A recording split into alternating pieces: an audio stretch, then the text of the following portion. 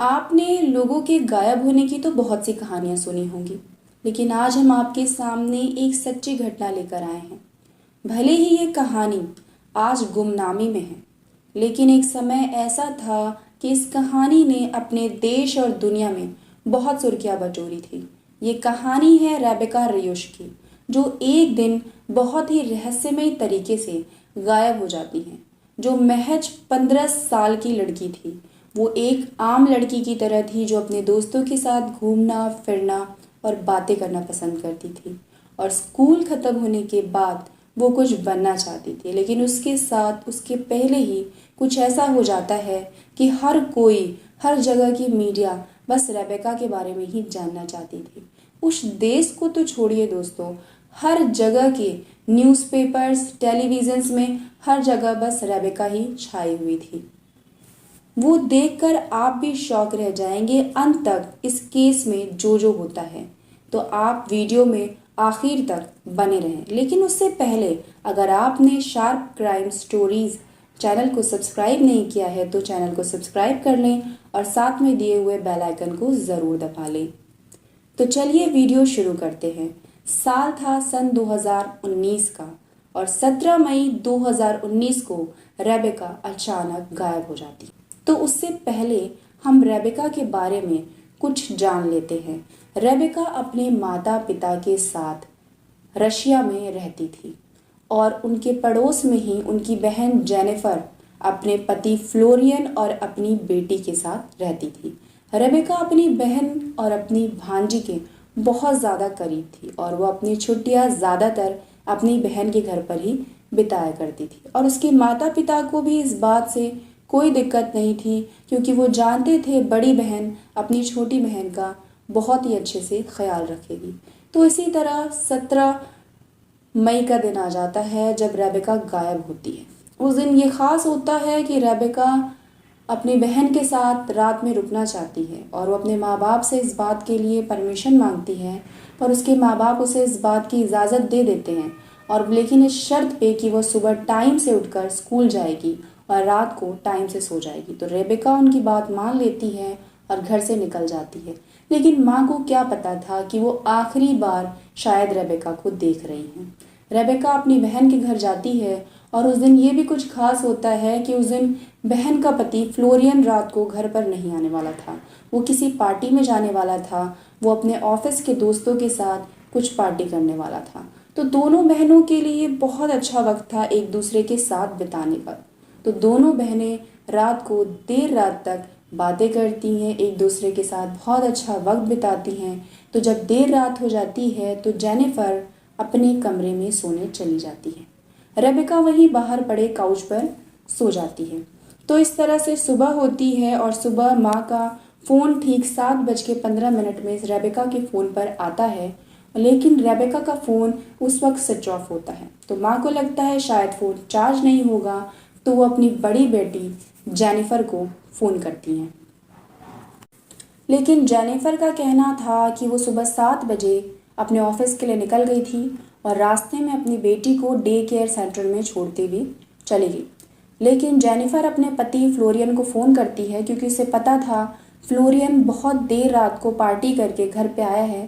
तकरीबन सुबह 6 बजे वो घर पे आया था, तो इस वक्त वो घर पर ही सो रहा होगा, तो वो रेबेका को उठा देगा।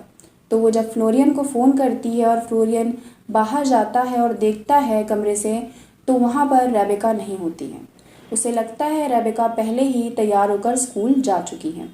तो वो सबको फ़ोन करता है और बता देता है कि रेबेका शायद पहले ही स्कूल के लिए निकल गई है और रेबेका घर पर नहीं है। लेकिन रेबेका की माँ 8:04 पे रेबेका को फ़ोन पर व्हाट्सएप पर मैसेज करती हैं। वो मैसेज डिलीवर तो होता है, लेकिन रेबेका उस फ़ोन मैसेज को पढ़ती नहीं है। माँ को लगता है फ़ोन डिस्चार्ज है, जब चार्ज होगा तो रेबेका इस मैसेज को पढ़ लेगी। वो लोग इस बात को एक आम बात समझकर अपने कामों में लग जाते हैं। लेकिन बात तब बढ़ जाती है जब शाम को रेबेका के स्कूल से फ़ोन आता है और स्कूल वालों का ये कहना होता है कि रेबेका आज स्कूल क्यों नहीं आई। ये सुनकर घर वालों के होश उड़ जाते हैं। वो लोग अब पुलिस के पास जाते हैं और रेबेका की गुमशुदगी की रिपोर्ट लिखवाते हैं। लेकिन पुलिस का कहना है रेबेका की गुमशुदगी की जो प्रॉपर रिपोर्ट लिखवाई गई है वो उसके गुम होने के दूसरे दिन लिखवाई गई थी। और घर वालों का कहना है कि उन्होंने पहले रेबेका को सोशल मीडिया के ज़रिए ढूंढने की कोशिश की, उसके दोस्तों को फ़ोन किया, व्हाट्सएप पे मैसेजेस भेजे लोगों को, लेकिन रेबेका जब घर नहीं आई तब उन लोगों ने रेबेका के गायब होने की रिपोर्ट लिखाई।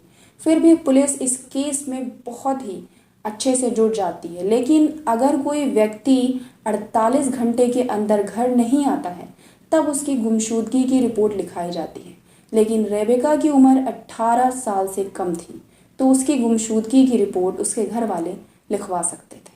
तो पुलिस अपने कामों में जुट जाती है और बहुत अच्छे से पुलिस इस केस में शुरू से काम करती है। और जर्मनी में ऐसा होता है कि जब कोई ऐसा केस गुमशुदगी या किसी की मर्डर का केस होता है तो वो लोग अपनी डिटेल्स मीडिया या घर वालों को नहीं देते हैं।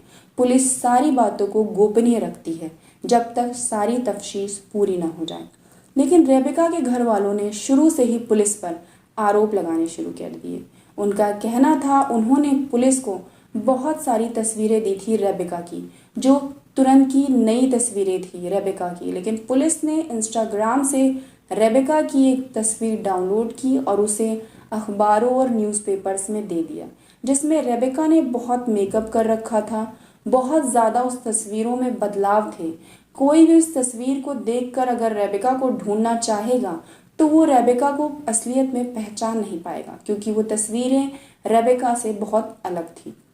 लेकिन शुरुआत में पुलिस को ऐसा लगता था कि रेबेका घर छोड़कर भाग गई है, लेकिन उसकी ज़िंदगी में सब कुछ अच्छा चल रहा था। उसके परिवार के साथ उसकी ज़िंदगी बहुत अच्छी चल रही थी।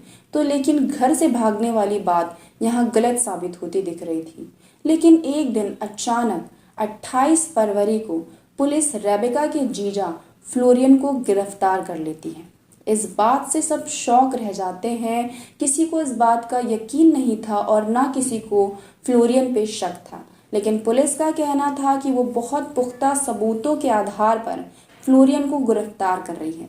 उनमें से कुछ सबूत ये थे कि जब फ्लोरियन सुबह उठता है और वो देखता है कि रेबेका घर पर नहीं है, और ये बात वो सबको बताता है, लेकिन जब पुलिस अपनी जांच आगे बढ़ाती है और पुलिस ये बात को पाती है कि सुबह 7 बजे से लेके 8 बजे के बीच में घर के वाईफाई से रेबेका का फ़ोन 2 बार कनेक्ट और डिस्कनेक्ट हुआ था। अगर रेबेका घर पर नहीं थी तो उसका फ़ोन वहाँ क्या कर रहा था। तो इस तरह से जब पुलिस देखती है, और दूसरी बात यह है कि जिस दिन रेबेका गायब होती है तो ठीक 10:45 पे रेबेका के जीजा फ्लोरियन की कार जर्मनी से पोलैंड की ओर जाती हुई दिखाई दी, जो वहां से 1 घंटा 30 मिनट की दूरी पे है। तो फ्लोरियन की कार बाकायदा सीसीटीवी कैमरों में रिकॉर्ड की गई है और कार के नंबर प्लेट पे के द्वारा ये जांच की गई है और पता लगा है कि वो कार फ्लोरियन और उसकी बहन जेनिफर के नाम पे ही रजिस्टर है। तो उस दिन पुलिस ये बात की तफ्तीश करती है, जेनिफर ऑफिस में ही थी, तो इसका मतलब है जेनिफर उस गाड़ी को नहीं चला रही थी, उस गाड़ी को फ्लोरियन ही चला रहा था। लेकिन बात यही नहीं ख़त्म होती है। ठीक कुछ दिनों बाद फ्लोरियन ने एक बार फिर पोलैंड का चक्कर लगाया, लेकिन रेबेका की फैमिली इस बात को पूरी तरह से मानने से इनकार कर देती है। अब ये बात लोगों को भी कंफ्यूज कर रही थी। अब पुलिस को रेबेका के बाल और उसके जैकेट के कुछ रेशे फ्लोरियन की कार में मिलते हैं, तो लेकिन फिर भी फैमिली अब भी फ्लोरियन को मासूम समझ रही थी। रेबेका की फैमिली का कहना था कि जैकेट और बाल मिलना कोई बड़ी बात नहीं है। जैकेट के जो रेशे हैं वो उसकी कार में मिले थे, लेकिन उस कार में रेबेका अक्सर अपनी बहन जेनिफर और अपने जीजा फ्लोरियन के साथ बैठकर जाया करती थी। बहुत कम सबूत होने के आधार पर और अभाव में इस कहानी में ये मोड़ आता है कि पुलिस को अब फ्लोरियन को छोड़ना पड़ता है और उस पर कोई चार्ज नहीं लगाते। लेकिन पुलिस दूसरे दिन इस केस में बहुत बदलाव करती है और पुलिस को इस बात का शक था कि फ्लोरियन इन सब में शामिल है, और 4 मार्च को फ्लोरियन को पुलिस दोबारा गिरफ्तार कर लेती है। पुलिस को पता था उनके पास फ्लोरियन के खिलाफ बहुत कम सबूत है और अगर ट्रायल चलता है तो बहुत कम सबूतों के आधार पर जो फ्लोरियन है वो छूट जाएगा और पुलिस को बहुत ठोस सबूतों की ज़रूरत थी। आखिरकार बहुत ज़्यादा कोशिशों के बावजूद एक दिन फ्लोरियन अपना मुंह खोल देता है। लेकिन जब फ्लोरियन अपना मुंह खोलता है तो सच्चाई वो नहीं थी जो पुलिस सुनना चाहती थी। फ्लोरियन का कहना है वो गैर कानूनी कामों में शामिल है, इस वजह से वो पोलैंड गया था। लेकिन अगर ये बात वो पुलिस को बताता तो वो फंस सकता था। एक तो वो अपने देश से दूसरे देश में जाकर गैर कानूनी काम कर रहा था, इस वजह से वो शुरू से ही ये बात पुलिस को बताने से डर रहा था।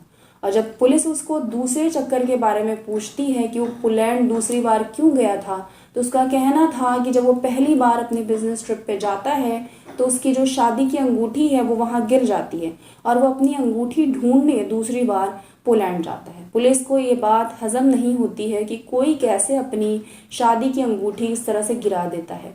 तो पुलिस को इस शक के आधार पर पुलिस पोलैंड की उस जगह पे जाती है और उसे लगता है कि फ्लोरियन ने रेबेका की डेड बॉडी को वहां छुपा कर रखा है।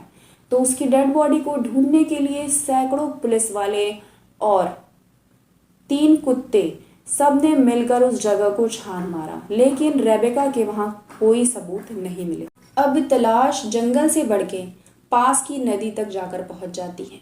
वहां पे दर्जनों गोताखोर और पुलिस वाले मिलकर नदी के चप्पे चप्पे को छान मारते हैं, लेकिन वहां भी उन्हें रेबेका के होने का कोई सबूत नहीं मिलता है। अब पुलिस के ऊपर दबाव बढ़ता जा रहा था और इस दबाव में पुलिस को फ्लोरियन को छोड़ना पड़ गया। लेकिन 6 महीने बाद पुलिस फिर से उस जगह पे रेबेका को ढूंढने के लिए अभियान शुरू करती है, लेकिन फिर से पुलिस के हाथ खाली ही होती है। लेकिन जब ये सब चल रहा था तब रेबेका के माता पिता एक प्रेस कॉन्फ्रेंस करते हैं और उस कॉन्फ्रेंस में वो कहते हैं कि पुलिस गलत इंसान के पीछे पड़ी हुई है। पुलिस गलत इंसान को गुनाहगार बता रही है। रेबेका ऑनलाइन एक शख्स से बातें करती थी, उस लड़के का नाम मैक्स था और दोनों बहुत करीब थे और दोनों एक दूसरे से मिलना चाहते थे। हो सकता है रेबेका उस दिन स्कूल से छुट्टी लगा के मैक्स से मिलने गई हो। लेकिन चौंकाने वाली बात यह है कि जब रेबेका गायब होती है, ठीक एक दिन पहले मैक्स अपने सोशल मीडिया अकाउंट को डिलीट कर देता है और सारे मैसेजेस जो रेबेका और उसके बीच में शेयर किए गए थे वो सब डिलीट कर देता है। रेबेका के दोस्तों को भी मैक्स के बारे में कुछ नहीं पता था, लेकिन पुलिस का कहना है कि उन्हें मैक्स के बारे में पता है, लेकिन मैक्स का इस केस से कोई लेना देना नहीं है। जैसे कि मैंने आपको केस की शुरुआत में बताया कि जर्मनी की पुलिस बहुत सी बातें हैं जो मीडिया और लोगों में शेयर नहीं करती है और केस को गोपनीय रखती है। हो सकता है कोई ऐसी कहानी हो जो पुलिस को पता है और लोगों को नहीं पता है। ये सारी चीज़ें एक सवाल पैदा करती है कि 5 साल 2023 चल रहा है अब और 2019 में रेबेका गायब हो गई थी। 5 साल हो गए हैं, अब वो कहाँ है, उसके साथ क्या हुआ था, ये सब बस एक मिस्ट्री है। फ्लोरियन अब भी सस्पेक्ट की लिस्ट में है, लेकिन सबूतों की कमी की वजह से पुलिस फ्लोरियन का कुछ नहीं कर सकती। हो सकता है टाइम के साथ पता चल जाए रेबेका के साथ क्या हुआ था। आप लोगों को क्या लगता है रेबेका के साथ क्या हुआ होगा? फ्लोरियन का ही क्या इन सब में हाथ है या फिर मैक्स भी इन सारी साजिशों के पीछे हो सकता है? आप लोग इस केस के बारे में क्या सोचते हैं, कमेंट करके ज़रूर बताएं। हमें आपके कमेंट्स का इंतज़ार रहेगा।